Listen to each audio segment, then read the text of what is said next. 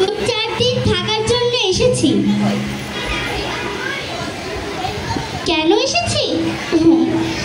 আসলে আমরা বাসা শিফট করব, তাই। কেন শিফট করব? আসলে আমাদের বাসাটা খুবই ছোট, তো আমার খোকা আছে, ওরা দৌড়াবে, হাঁটবে, এটাই তোদের সময়। তাই আমার খোকা আমাকে বলল, মা আমি ভাবছি বাসা শিফট করব, একটা বড় বাসা নিব।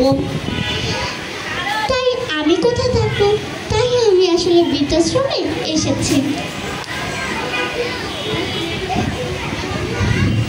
3-4 দিন তো হয়েই গেল।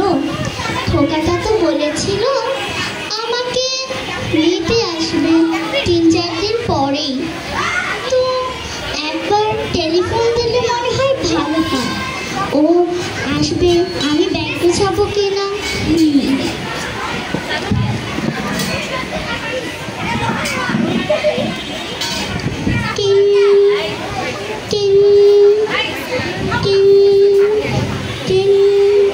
হ্যালো খোকা, আমি তোর মা বলছি রে।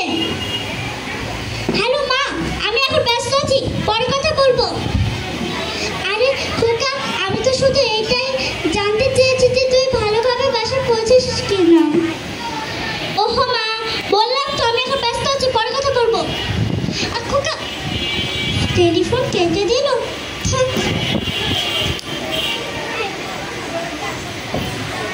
আমার খোকা কি বলেছে?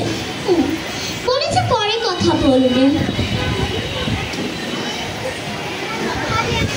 1 মাস, 2 মাস, 3 মাস করে 1 বছর তো কেটে গেল।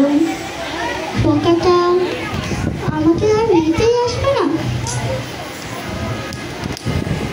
কি বললেন আপনি? আমার খোকা আমাকে নিতে আসবে না? কে বলেছে আপনাকে? হ্যাঁ, আমার খোকা আমাকে নিতে আসবে। আমার খোকা আমাকে খুব ভালোবাসে।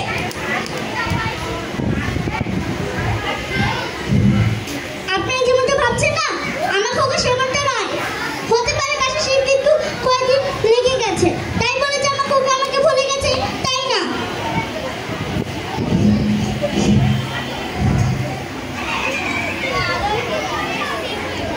3 বছর পর, 3 বছর হয়ে গেল, খোকাটা আমাকে নিতে এলো না।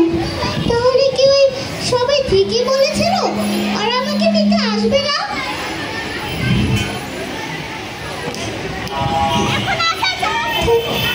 আমার আর কি করে, এখানেই থাকতে হবে। যাই হোক, খুব রাত হয়ে গেছে, ঘুমিয়ে পড়তে হবে।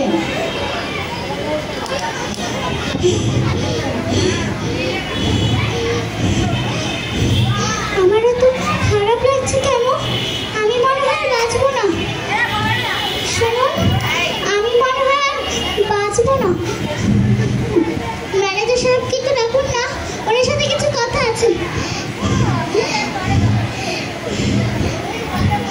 শুনুন, আপনাদের এখানে একটা বড় রুম আছে না, অনেক বাতাস, বড় এসি, সেই রুমটা কিন্তু রেখে দিবেন।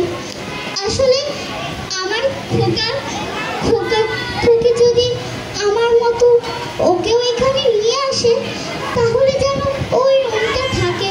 আসলে আমার খোকা না ছোট রুমে থাকতে পারে না।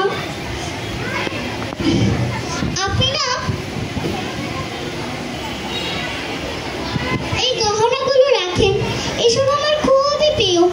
এই গহনার বিনিময় যদি আমার খোকা এই বৃদ্ধাশ্রমে আসে,